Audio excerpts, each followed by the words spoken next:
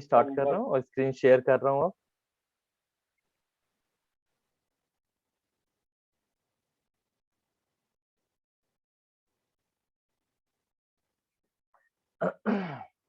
हाँ भाई, सबसे पहले तो चैप्टर का नाम लिख लीजिए, परफेक्ट कंपटीशन।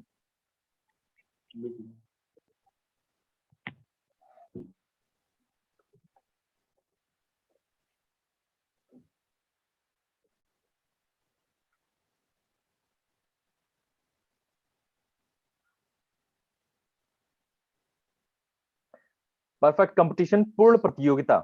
COM। अरे हाँ, एम खा गया मैं।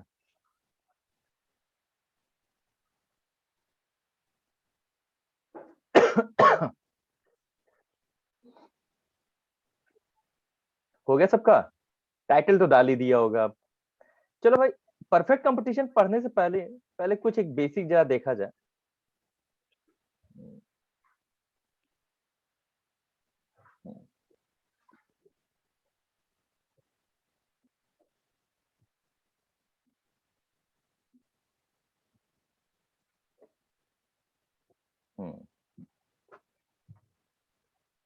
देखो भाई, सबसे पहले तो ये समझना जरूरी है कि ये जो हम बात करते, जब हम ये सारी चीजें आपको पढ़नी है, सब नहीं पढ़ना है। पढ़ने में आपको क्या पढ़ना है, जो इस बार का आपका सिलेबस है। परफेक्ट कंपटीशन क्या है, इम्परफेक्ट कंपटीशन क्या है, मोनोपोली, और बस यही पढ़ना है। डुओपोली और ओलिगोपोली आप में इन्वॉल्व नहीं है। खैर, अच्छा, ये जरा एक बात करते हैं कि ये monopoly, duopoly, oligopoly, perfect competition जैसे ये सारी चीजें आखिर हैं क्या? ये क्या है? ये डिफरेंट मार्केट सिचुएशंस हैं। यानी एक मार्केट में आने वाली अलग अलग कंडीशंस हैं, सिचुएशंस हैं। मोनोपोली, डुओपोली, ओलिगोपोली और फिर लास्ट में परफेक्ट कंपटीशन। मार्केट में अब समझने की कोशिश कीजिएगा, ध्यान दीजिएगा भाई। जब मार्केट में एक प्रोडक्शन करने वाला बंदा आता है और अपना यूनिक प्रोडक्ट लेके आता है और उसके जैसा प्रोडक्ट कोई नहीं था, जैसे समझ लो मार्केट में जब पेन आया होगा, तो पेन जब सबसे पहली बार आया होगा तो एक ही बंदा प्रोड्यूस करने वाला होगा ना। तो जब वो बंदा पहली बार पेन लेके आया मार्केट में और केवल वही उस पेन को का प्रोडक्शन का काम कर रहा है, केवल वही एक ही बंदा प्रोडक्शन का काम कर रहा है, तो अब मार्केट में जो सिचुएशन होगी, वो सिचुएशन क्या होगी? मोनोपोली की सिचुएशन होगी। आई बात समझ में? एक प्रोडक्ट का प्रोडक्शन करने वाला केवल एक ही बंदा अवेलेबल है, तो ऐसे मार्केट सिचुएशन को हम कहेंगे मोनोपोली। अब जैसे टाइम बढ़ता है, उसी पेन को प्रोड्यूस करने वाला एक और कंपटीटर आ जाएगा मार्केट में, कहेगा अब हम भी प्रोडक्शन करेंगे इसका। तो अब ये मार्केट सिचुएशन क्या हो गई? अब मार्केट में एक बंदे की जगह दो बंदे आ गए हैं प्रोडक्शन करने वाले। अब मार्केट में सिचुएशन हो जाएगी डुओपोली की। अब ये तो डुओपोली हो गया। अब जैसे ही और समय बीतता जाता है, मार्केट में प्रॉफिट दिख रहा होता है, तब चार पांच बंदे और आ जाते हैं उस चीज का प्रोडक्शन करने के लिए। पांच छह बंदे, चार पांच बंदे लिमिटेड होते हैं अभी भी। तो वो सिचुएशन क्या हो जाती है? ओलिगोपोली की सिचुएशन हो जाती है। यानी एक बंदा जब मार्केट में था, प्रोडक्शन कर रहा था, मोनोपोली। दो बंदे हो गए डुओपोली, पांच छह बंदे हो गए ओलिगोपोली। ये इसका सबसे परफेक्ट कंपटीशन एक सिचुएशन आप देख सकते हो। जैसे ये टेलीकॉम इंडस्ट्री, सबसे पहले हमारे देश में कौन था? बीएसएनएल। भाई साहब, लंबी लंबी लाइनें लगती थी बीएसएनएल के आगे, यानी उसके हेडक्वार्टर्स पे, यानी जहां भी सिम अवेलेबल होती थी, पुलिस लाठी चार्ज करती थी। यानी वो सिचुएशन थी बीएसएनएल, केवल बीएसएनएल ही था। फिर उसके बाद अलग अलग कंपटीटर्स आए, आइडिया आया, एयरटेल आया, डोकोमो आए, है ना। तो डुओपोली की सिचुएशन क्रिएट हुई और अभी क्या है? ओलिगोपोली की सिचुएशन है ना। कि अब सात आठ कंपटीटर्स हैं मार्केट में, तो ये क्या है? ओलिगोपोली की सिचुएशन। और जैसे ही एक मार्केट में किसी प्रोडक्ट को प्रोड्यूस करने वाले बहुत सारे प्रोड्यूसर हो जाते हैं, है ना, यानी वो अब लिमिट से बाहर हो जाते हैं, 100 बहुत सारे हो जाते हैं, तब वो सिचुएशन आपकी कौन सी आती है बेटा? अब वो सिचुएशन आपकी आती है परफेक्ट कंपटीशन। तो यहीं से कहानी शुरू करते हैं कि भाई एक मार्केट होता है तो मार्केट में दो तरीके की सिचुएशन होती है, एक इम्परफेक्ट कंपटीशन की सिचुएशन होती है और दूसरी परफेक्ट कंपटीशन की सिचुएशन होती है। जब इम्परफेक्ट कंपटीशन की आप बात करते हैं तो इसे आप मेनली तीन पार्ट में डिवाइड कर सकते हैं, एक मोनोपोली, डुओपोली और ओलिगोपोली। और सिचुएशन समझ ही चुके हैं कि ये आखिर सिचुएशंस क्यों आती है मार्केट में, है ना। किसी को कोई अगर यहाँ पे कुछ पूछना है तो पूछ लो कि ये मार्केट सिचुएशन क्या है और ये सारी चीजें क्या है। किसी को कोई डाउट और बता दीजिए। हाँ फिर से समझ लीजिए।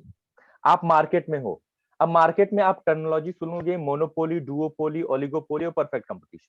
अब ये सब है क्या? अब ये सिचुएशन क्या आती है? ये सिचुएशन डिपेंड करती है कि मार्केट में बेचने वाले कौन कौन है।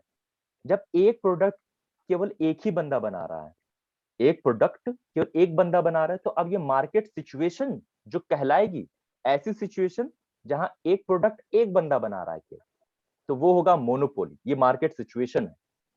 एक और बंदा आ जाता है, अब मार्केट में दो बंदे एक ही तरीके के प्रोडक्ट बना रहे हैं, तो अब मार्केट की सिचुएशन क्या हो गई? मार्केट की सिचुएशन हो गई डुओपोली। अगर मार्केट में जैसे ही अब उसी एक प्रोडक्ट को बनाने वाले, प्रोड्यूस करने वाले 7-8 आ गए, तो वो सिचुएशन हो जाती है ओलिगोपोली। तो ये क्या है? ये सभी चीजें क्या है? मार्केट की अलग अलग कंडीशंस को बताने वाली चीजें हैं, सिचुएशन को डिफाइन करने वाली चीज। जब एक प्रोडक्ट को अब 10 से अधिक, 20 से अधिक, 30 से अधिक, 40 से अधिक अब लोग हो जाते हैं प्रोड्यूस करने वाले, तो अब मार्केट की जो सिचुएशन आती है वो हो जाती है बेटा परफेक्ट कंपटीशन। ठीक है, समझ में आ गया? हाँ बेटा, अब जो हमारा टॉपिक, ये तो बैकग्राउंड तैयार हो गया हमें ये पूरा पढ़ने का कि हमें ये पूरा खत्म क्या करना है। अब हम जो सबसे पहला जो चैप्टर है जो हमें पढ़ना है वो है परफेक्ट कंपटीशन बेटा। ठीक है ना, आप हेडिंग डालिएगा परफेक्ट कंपटीशन की। बहुत सारे पहले ही डाल चुके होंगे परफेक्ट कंपटीशन। तो सबसे पहले हमें नीचे से ही शुरू करना है, परफेक्ट कंपटीशन से स्टार्ट करना।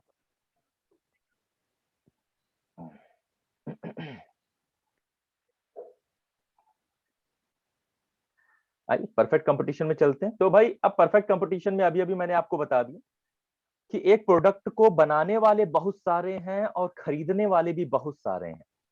ठीक, परफेक्ट कंपटीशन की सिचुएशन ऐसी हो जाती है जैसे मार्केट में जितने भी प्रोडक्ट बिक रहे हैं, जैसे कि पेन बिक रहा है, तो एक ही पेन को बनाने वाले भी बहुत सारे लोग हैं और परचेज करने वाले भी बहुत सारे हैं। ये परफेक्ट कंपटीशन हो जाता है। आइए इसकी सबसे पहले डेफिनेशन लिख लिया जाए बेटा।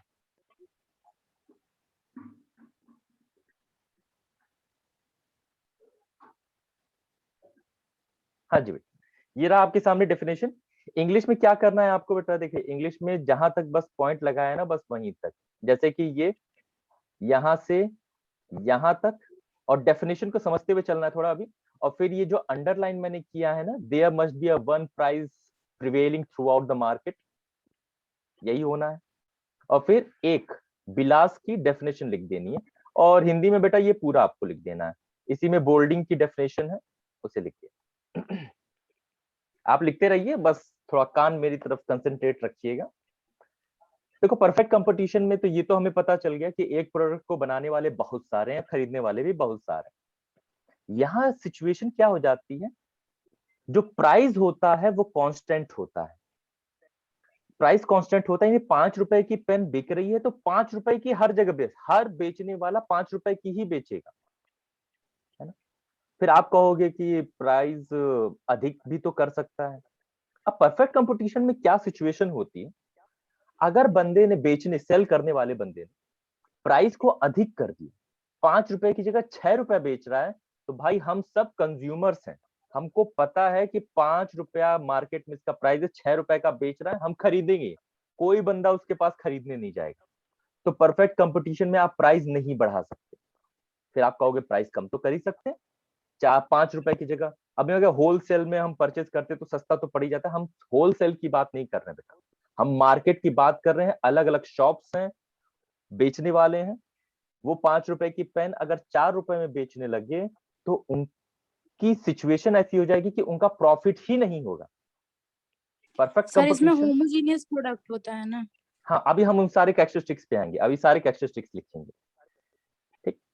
तो प्राइस अगर बंदा कम कर देगा तो उसको प्रॉफिट ही नहीं होगा, है ना, उसका कॉस्ट भी नहीं निकलेगा, इसलिए परफेक्ट कंपटीशन में प्राइस को कम भी नहीं किया जा सकता है।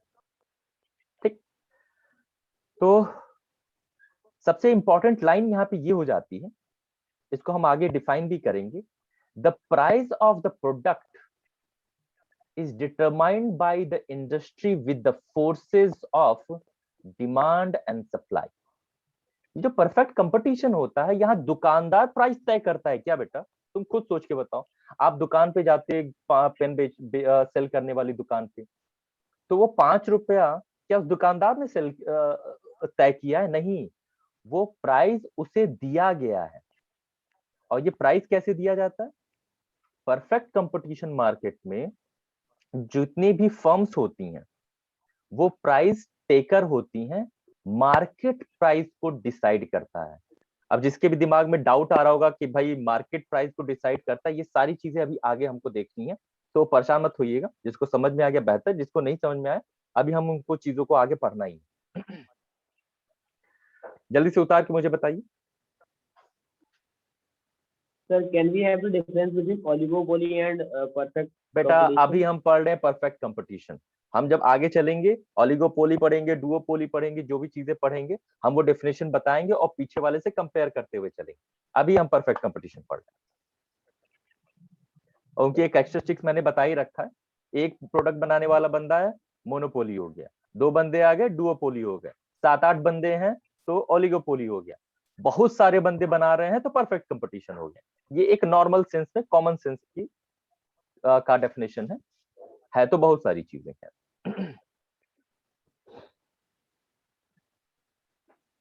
कंप्लीट हो जाए तो बताइएगा।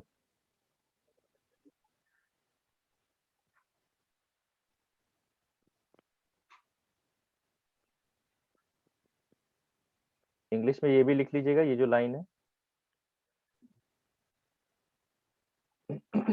There must be a one price prevailing throughout the market. Perfect competition तभी कहा जाता है जब एक ही दाम पूरे मार्केट में होता है।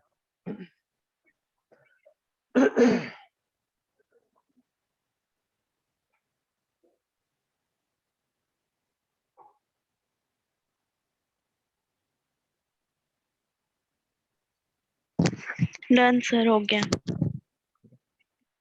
अच्छा, किसी का नहीं हुआ तो नहीं बोल दे। नहीं हुआ sir। अच्छा, नो कर सर। नहीं लीजिए। हुआ। अच्छा अच्छा, कर लीजिए कर लीजिए।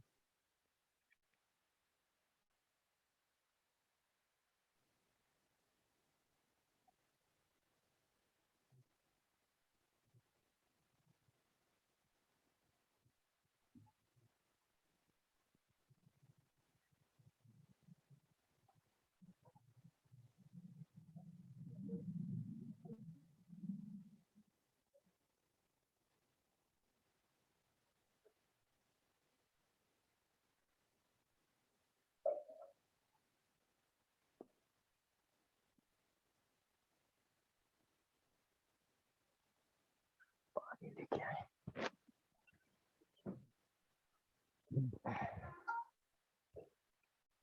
बिल्कुल sir।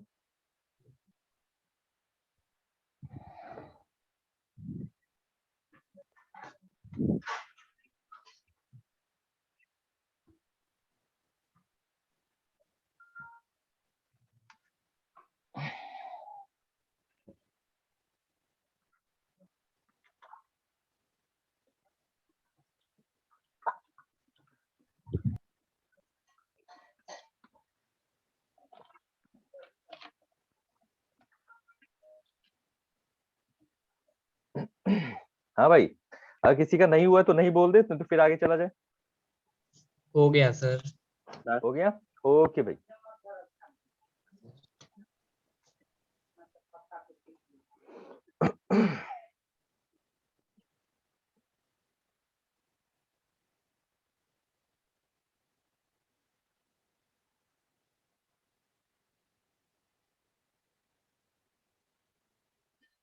हाँ भाई, कैरेक्टरिस्टिक्स पे अब आते हैं।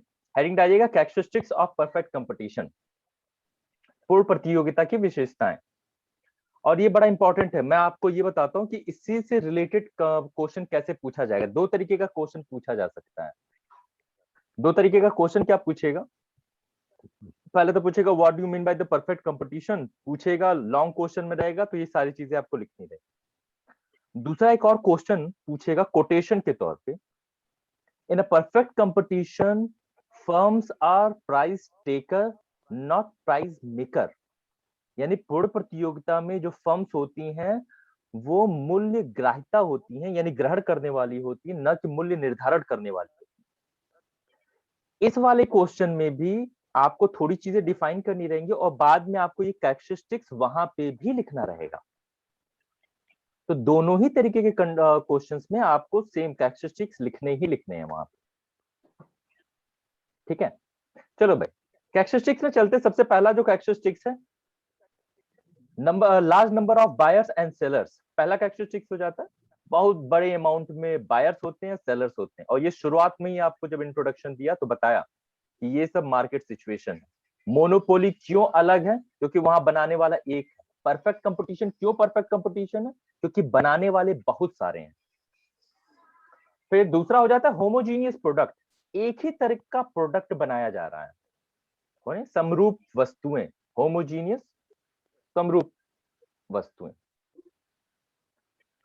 मुझे लग रहा है अभी सब लिखने में ही लग रहे होंगे, सुनते भी रहना भाई ध्यान से, बस ऐसे लिखते लिखते मत रहना। फिर तीसरा पॉइंट है आपका बेटा, नो डिस्क्रिमिनेशन। नो डिस्क्रिमिनेशन मतलब all buyers and seller are free to buy and sell, कोई भी बंदा कुछ भी बना सकता है और खरीदने वाला कोई भी प्रोडक्ट परचेज कर सकता है, किसी पे कोई रिस्ट्रिक्शन नहीं लगा सकते कि पांडेपुर वाला बंदा कैंटोनमेंट में जाके परचेज नहीं कर सकता। ठीक है, तो इस तरीके का कोई रिस्ट्रिक्शन नहीं है, कोई डिस्क्रिमिनेशन नहीं है, कोई भेदभाव नहीं। फिर चौथा वाला पॉइंट है परफेक्ट नॉलेज, यही परफेक्ट कंपटीशन को परफेक्ट कंपटीशन बनाने में हेल्प करता है। परफेक्ट कंपटीशन मतलब परफेक्ट नॉलेज, मतलब कि जितने भी परचेस करने वाले बंदे, यानी हम आप कंज्यूमर जो है, हमें पूरे मार्केट का नॉलेज है। मार्केट का नॉलेज है मतलब कौन सा प्राइस कहाँ, किस एरिया में कितना प्राइस, कौन सेलर कितनी प्राइस पे सेल कर रहा है, वो सब हमको पता है ना।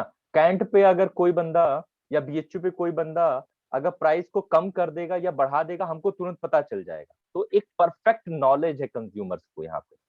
परफेक्ट कंपटीशन में कंज्यूमर्स के पास परफेक्ट नॉलेज होती है कि कौन सा प्रोडक्ट कहाँ सेल हो रहा है, कितने प्राइस पे सेल हो रहा है, क्या क्या उसकी वैरायटीज है, सब पता होती है। फिर पांचवा पॉइंट है free entry and exit of firm. देखो ये क्या है, ये एक मार्केट है, एक इंडस्ट्री है बेटा। आप इंडस्ट्री में जब इन्वॉल्व होते हो तो ये एंट्री हो जाती है। जब इंडस्ट्री से आपको फायदा नहीं होता है, आपको कोई इंटरेस्ट नहीं रह जाता, आप उससे निकल जाते हो, तो वो एग्जिट हो जाता है। तो ये जो इंडस्ट्री परफेक्ट कंपटीशन जो है, वहां फ्री एंट्री होती है, कोई भी आसानी से आ सकता है और बिजनेस अपना स्टार्ट कर सकता है। फ्री एग्जिट, आराम से निकल भी सकता है। ठीक, तो यहाँ पे फ्री एंट्री और एग्जिट हो जाता है, स्वतंत्र प्रवेश एवं बहिर्गमन। फिर पांचवा पॉइंट आ जाता है परफेक्ट मोबिलिटी। परफेक्ट मोबिलिटी, ये जो मोबिलिटी वर्ड यूज की जा रही है, पूर्ण गतिशीलता, ये यूज किया जा रहा है फैक्टर ऑफ प्रोडक्शन, उत्पादन के कारकों के लिए। यानी कि उत्पादन के कारक कौन कौन से हैं, जैसे कैपिटल हो गया, जैसे आपका लेबर हो गया, ये क्या है, आसानी से लैंड लेबर कैपिटल। हाँ ये सारी चीज, ये तो लैंड को हम तो आसानी से नहीं ले जा सकते, तो हम इसीलिए कैपिटल और लेबर की ये बात सब कर रहे हैं कि ये मूवेबल होते हैं। तो ये आसानी से एक जगह से दूसरी जगह पे जा सकते हैं। इसको इन्वॉल्व करने की क्यों जरूरत पड़ गई, अगर आपने अपना जो लेबर है उसको कम पैसा दे रहे हो, तो वो तुरंत दूसरी जगह चला जाएगा पैसा यानी दूसरी जगह काम करने के लिए, है ना। और अगर आप ज्यादा पैसा दे रहे हो तो दूसरी जगहों से भी आपके पास लेबर ज्यादा आने लग जाएंगे। तो लेबर जो फैक्टर ऑफ प्रोडक्शन है, वो मोबिलिटी उनकी परफेक्ट है। थोड़ा सा भी पैसा कम किया, सब छोड़ के भाग जाएंगे आपको। तो वही कह रहा है, और फैक्टर ऑफ प्रोडक्शन, उत्पादन के कारकों पूर्ण गतिशील होते हैं, मोबिलिटी होती है, परफेक्ट मोबिलिटी। सातवीं कंडीशन है प्रॉफिट मैक्सिमाइजेशन। ये तो हर जगह की कंडीशन है, सब जगह आप इसे ऐड कर पाएंगे कि यहाँ पे जितनी भी कंपनियां होती हैं, फर्म्स होती हैं, उनका टारगेट होता है प्रॉफिट मैक्सिमाइजेशन, अधिक से अधिक प्रॉफिट कमा सके। ये एक कॉमन पॉइंट है, हर जगह लिखेंगे, मोनोपोली में भी लिखेंगे, ओलिगोपोली, डुओपोली, हर जगह। अब देखो 8वां पॉइंट और 9वां पॉइंट ध्यान दीजिएगा। लिख रहे हैं तो थोड़ा रुक जाइए और थोड़ा इस चीज को देख लीजिए। नो सेलिंग कॉस्ट, यहाँ पे कह रहा है परफेक्ट कंपटीशन में भाई साहब कमाल हो गया, सेलिंग कॉस्ट ही नहीं है, यानी आपको एडवर्टीजमेंट का खर्चा ही नहीं है, कह रहा है। ये कैसा भाई, ये कैसे हो Because रहा है? of uniform price. हाँ नहीं, यूनिफॉर्म प्राइस क्या बता रहे बेटा? सेलिंग कॉस्ट नहीं लग रही यूनिफॉर्म प्राइस की वजह से? नहीं नहीं नहीं, हर जगह प्राइस बराबर है, तो वो कैसे कोरिलेट हो जाएगा इससे? Because any transport cost, uniform price, a producer can sell his product to any place without any transport cost. वो तो ठीक, वो तो नौवां वाला पॉइंट आ जाएगा, ट्रांसपोर्टेशन कॉस्ट का। अच्छा, सर एक होमोजेनियस वाला प्रोडक्ट है question। इसलिए, क्या बेटा?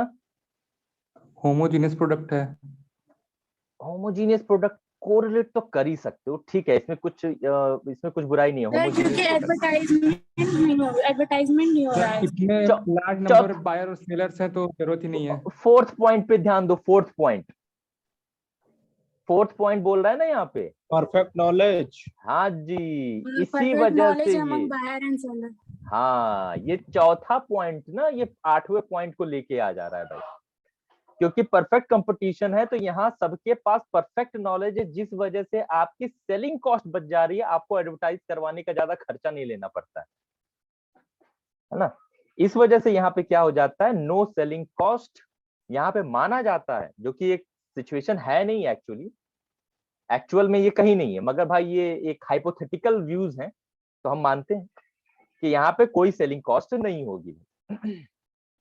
और फिर आपका आ जाता है नो ट्रांसपोर्टेशन कॉस्ट, जो कि असल जिंदगी में नहीं हो सकता, ठीक है।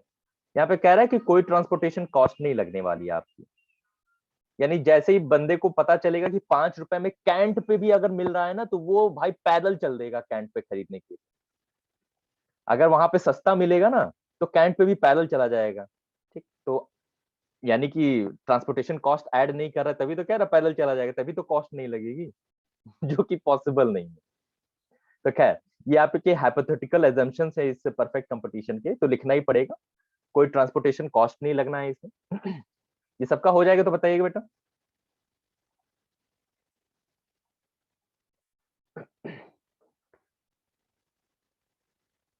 अब इसके बाद एकदम, अब इसके कंडीशंस देखे जाएंगे, तो डायग्राम बनाया जाएगा, उसमें मजा आएगा।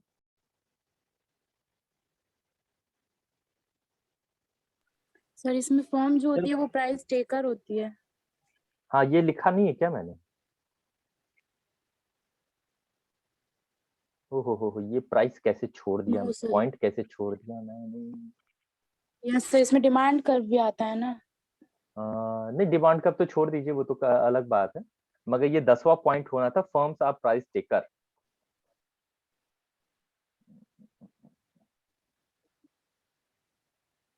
दसवां पॉइंट लिखिएगा बेटा यहाँ पे।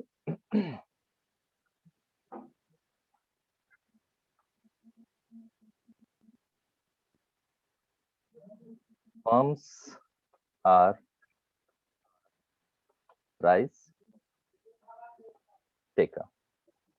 बेटा हिंदी में लिख लीजिएगा, संस्था जो फर्म होती हैं, फर्म मूल्य ग्राही होती हैं,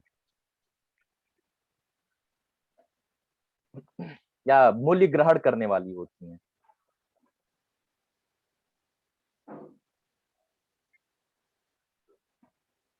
सबका हो जाएगा तो बताइएगा। हो गया हाँ, सर। यहाँ पे जितनी भी फर्म प्रोडक्शन कर रही होती है, वो अपनी साइड से प्राइस नहीं तय कर पाती भाई, मार्केट प्राइस उनको तय करके देता है। अब मार्केट कैसे प्राइस तय करता है, ये पूरा का पूरा एक क्वेश्चन है, उस पे आके देखते हैं। चलिए भाई, इसे कंप्लीट करते हैं, क्लियर करते हैं और चलते हैं आगे।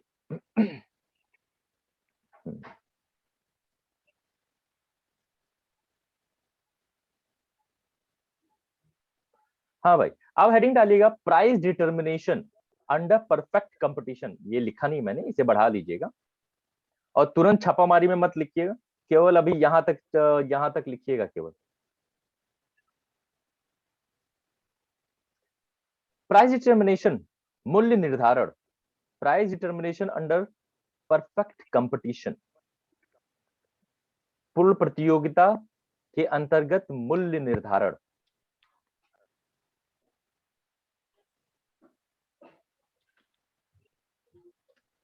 इतना ही लिखिएगा अभी, बस इतना हेडिंग सबने डाल लिया भाई?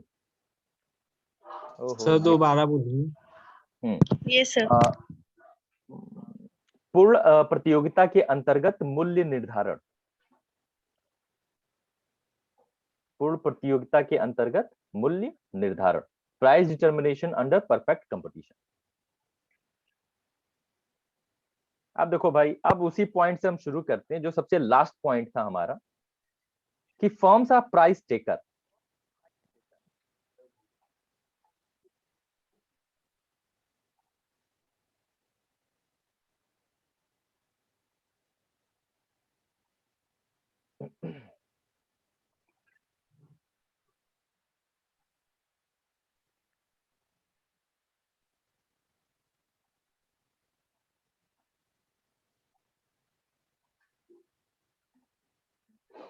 हाँ भाई, अब यहाँ पे समझिएगा, बार बार हम ये कह रहे हैं कि ये जो इंडस्ट्री होती है, जो परफेक्ट कंपटीशन होता है, यहाँ पे जो कंपनियां होती हैं, जो फर्म होती हैं, जो प्रोडक्शन का काम कर रही हैं, वो क्या होती हैं? वो प्राइस टेकर होती हैं। प्राइस टेकर यानी प्राइस कौन डिसाइड कर रहा है? मार्केट डिसाइड कर रहा है। यानी कि हम सबसे पहले एक डायग्राम बनाएंगे।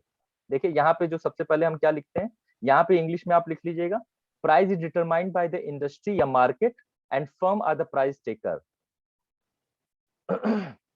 बाजार के द्वारा मूल्य निर्धारित किया जाता है और जो फर्म होती हैं वो प्राइस ग्रहण करने वाली होती है। अब इसी चीज के बाद, ये इतना लिखने के बाद अब आप क्या करोगे? आप डायग्राम बनाओगे। डायग्राम क्या बनाओगे? सबसे पहले यहाँ पे आप लिखोगे मार्केट। पहले तो इसे हटा देते हैं।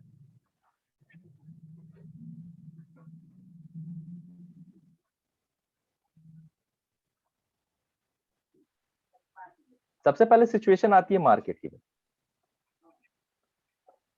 है ना?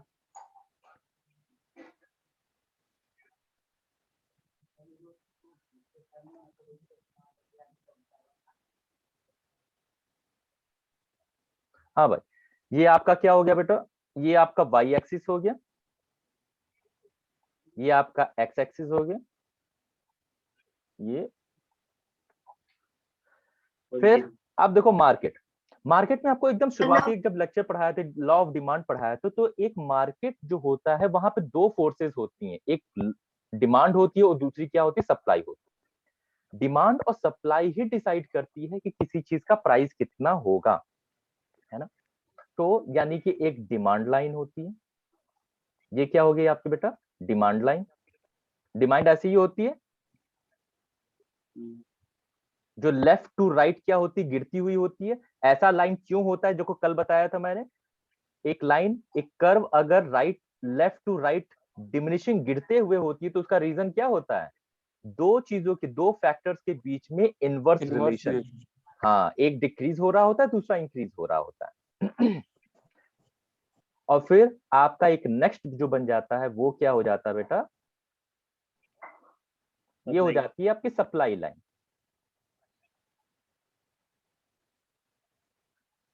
तो मार्केट में ये डिमांड हो गई, ये सप्लाई हो गई, और ये डिमांड और सप्लाई जहां पे मैच कर रही होती है वही आपका क्या हो जाता है? इक्विलिब्रियम पॉइंट हो जाता है। यही क्या हो जाता है बेटा? आपका इक्विलिब्रियम पॉइंट। इसे ई से इंडिकेट कर दीजिए। यही आपका क्या हो जाता है? प्राइस, कि किसी चीज का दाम कितना होगा, अमाउंट कितना होगा। और आपको मैंने पहले बताया भी था, ये तो प्राइस हो गया। अगर प्राइस मैंने यहाँ पे रख दिया, अगर प्राइस मैंने बढ़ा दिया, मैं चाह रहा हूँ नहीं नहीं मैं प्राइस इतना नहीं रखूंगा, प्राइस बढ़ाऊंगा, तो क्या हो जाएगा? इस प्राइस पे आपके पास डिमांड क्या हो जाएगी? अब देखो डिमांड क्या है, वो सप्लाई से कम है कि नहीं है? ये देखो, डिमांड यहाँ पे है और सप्लाई यहाँ पे है, तो ऑब्वियस ही बात है, देखने से पता चल रहा है डिमांड कम है सप्लाई ज्यादा है। ये बताओ अगर मार्केट में किसी चीज की सप्लाई बहुत ज्यादा होगी और डिमांड लोग खरीद कम रहे हैं, तो हमेशा उसका प्राइस क्या होगा, डिक्रीज होगा। तो ऐसी सिचुएशन में आपका प्राइस क्या हो जाता है, कम गिर जाता है। अगर हमने प्राइस क्या किया बेटा, प्राइस यहाँ पे तय किया, ये P2 पे तय किया, हमने कहा कि हम प्राइस कम रखेंगे।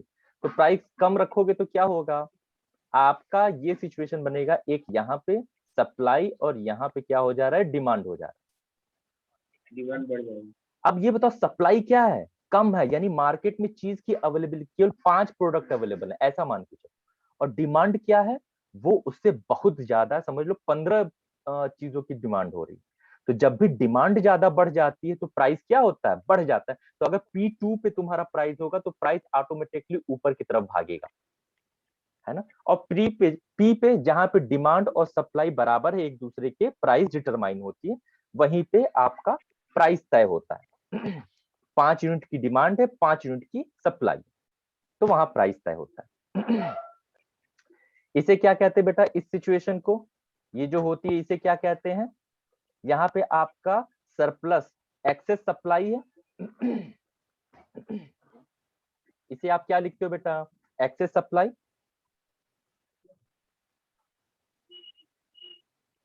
इसका कलर चेंज कर देते हैं। और नीचे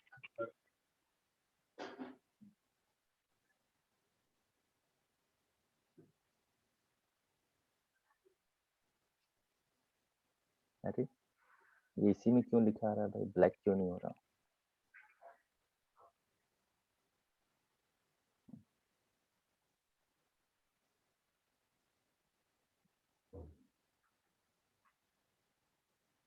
है ब्लैक ही लिखा आ रहा है, बट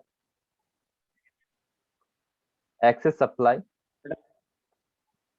ये एक्सेस सप्लाई की सिचुएशन हो जाएगी, और दूसरा वाला जो हो जाएगा, एक्सेस डिमांड। अच्छा ये ब्लैक हो गया,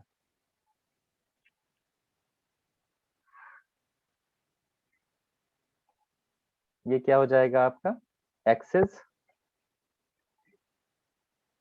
डिमांड एक्सेस डिमांड।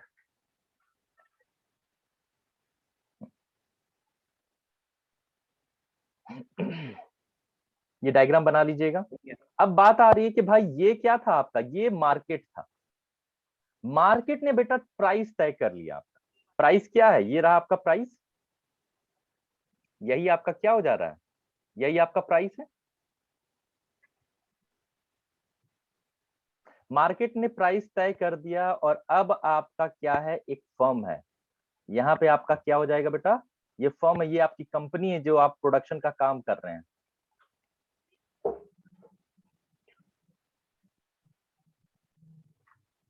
ये आपकी फर्म हो गई। अब देखिएगा, ये आपके मार्केट ने जो प्राइस तय किया है, इसी प्राइस को फर्म ने क्या कर लिया, एक्सेप्ट कर लिया। ये क्या हो गया, यही प्राइस, यानी एक कंपनी ने क्या किया, इसी प्राइस को एक्सेप्ट कर लिया, और इसी प्राइस पे क्या करेगा, अब अपने चीजों को सेल करेगा, है ना। तो वही चीज कहा जाता है, एक फर्म क्या होती है, वो प्राइस टेकर होती है, ना कि प्राइस मेकर। प्राइस बनाने का काम मार्केट कर रहा है, प्राइस तय किया और फर्म ने उसे क्या किया, अडॉप्ट कर लिया। यहाँ पे इसे हम क्या कहते हैं बेटा, प्राइस जो होता है उसे एवरेज रेवेन्यू कहा जाता है।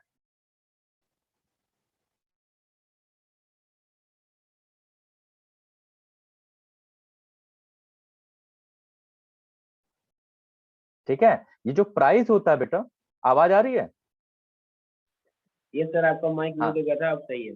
हाँ, प्राइस प्राइस जो होता है उसी को कहा जाता है एवरेज रेवेन्यू। और फर्म में एवरेज रेवेन्यू और मार्जिनल रेवेन्यू क्या हो जाता है, बराबर होता है। परफेक्ट कंपटीशन में जहां प्राइस फिक्स हो जाती है, एक फर्म में क्या हो गया, ये प्राइस फिक्स हो गई, और जहां कहीं भी प्राइस फिक्स होती है, मार्जिनल रेवेन्यू भी प्राइस के बराबर ही होता है। क्या मैं इसे एक्सप्लेन कर दूं कि एवरेज रेवेन्यू और मार्जिनल रेवेन्यू ये बराबर क्यों हो जाते हैं। छोटा सा टाइम लगेगा। यस ये भी चीज आपको मैं कंफर्म कर दूं कि भाई ये सब बेवजह का कोई डाउट लेके ना चले। यहाँ समझ लो एक प्राइस है यहाँ पे। मैं क्यों कह रहा हूं कि एवरेज रेवेन्यू जहां कांस्टेंट होता है वहां मार्जिनल रेवेन्यू भी प्राइस के बराबर ही होता है। तो प्राइस ले लेते हैं, फिर आप क्वांटिटी ले लीजिए, और क्वांटिटी के बाद आपका आता है टोटल रेवेन्यू। टोटल रेवेन्यू आपको कैसे मिलता है बेटा? टोटल रेवेन्यू आपको मिलता है, टोटल रेवेन्यू मतलब का समझिएगा कि आपको किसी चीज को बेच